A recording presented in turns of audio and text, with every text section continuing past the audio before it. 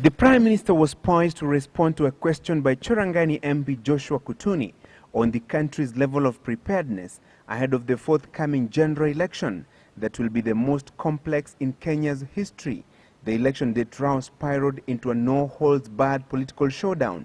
Can the Prime Minister give the real government position about the election date so that it ends this anxiety? Sections of the government prefer the March elections.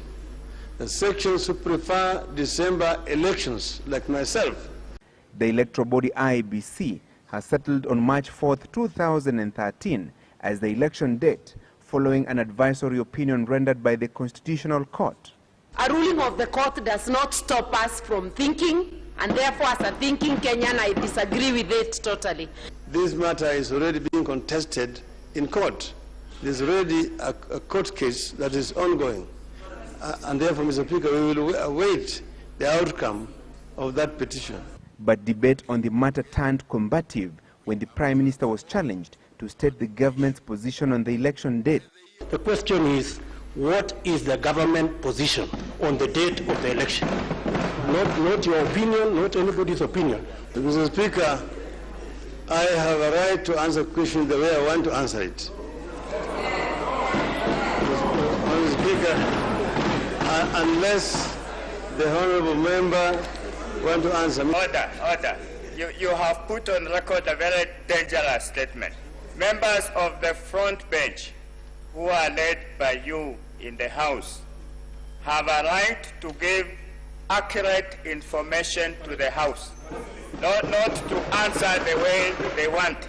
How can the government then claim to have any roadmap that has no date on when the elections will be held? How are they planning? Mr. Speaker, I think the Prime Minister should take the business of this House seriously. First, Mr. Speaker, I say that the court made a ruling, and we respect that ruling. And that, Mr. Speaker, is what the President has gone by.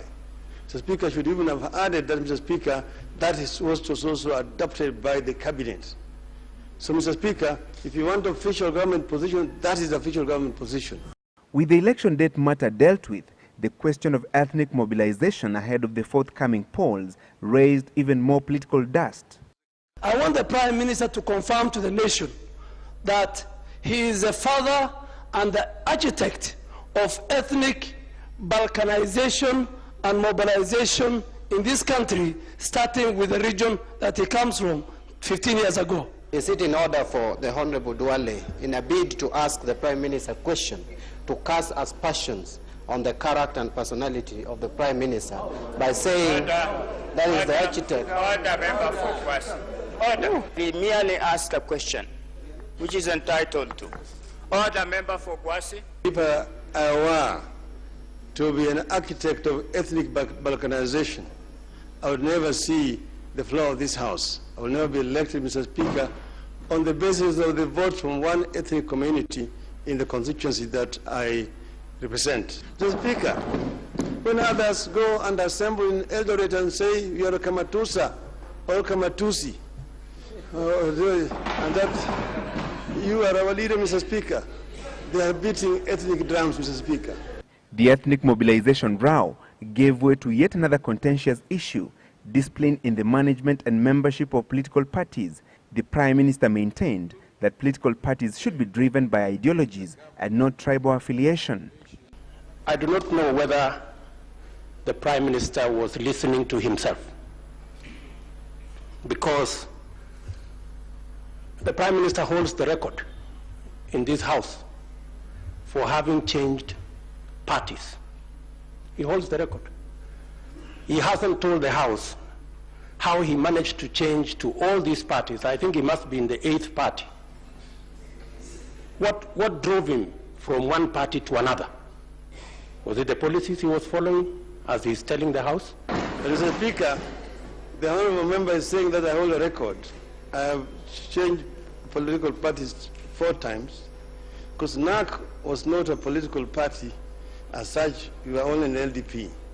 Mr. Speaker, KANU, ODM, UDM, and URP are 4.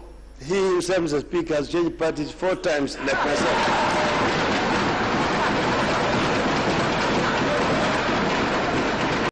The climax of the political showdown was the Kolomani MP Dr. Boni Halwale's cheeky attempt to question the authenticity of Prime Minister Raila Odinga's latest honorary degree.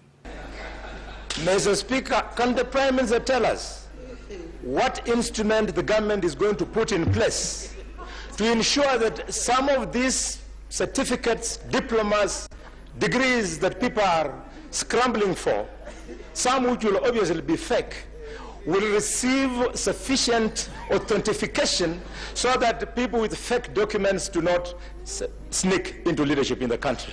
Mr. Speaker, well, I don't know where the honorable member is coming from, but Mr. Speaker, I was recently awarded a honorary doctorate degree by the Florida Agricultural and Mechanical University. But I'm also a holder of a Master of Science degree in Mechanical Engineering. The showdown was yet another reminder to Kenyans of the high-voltage politics expected as the race to succeed President Mwai Kibaki gathers momentum.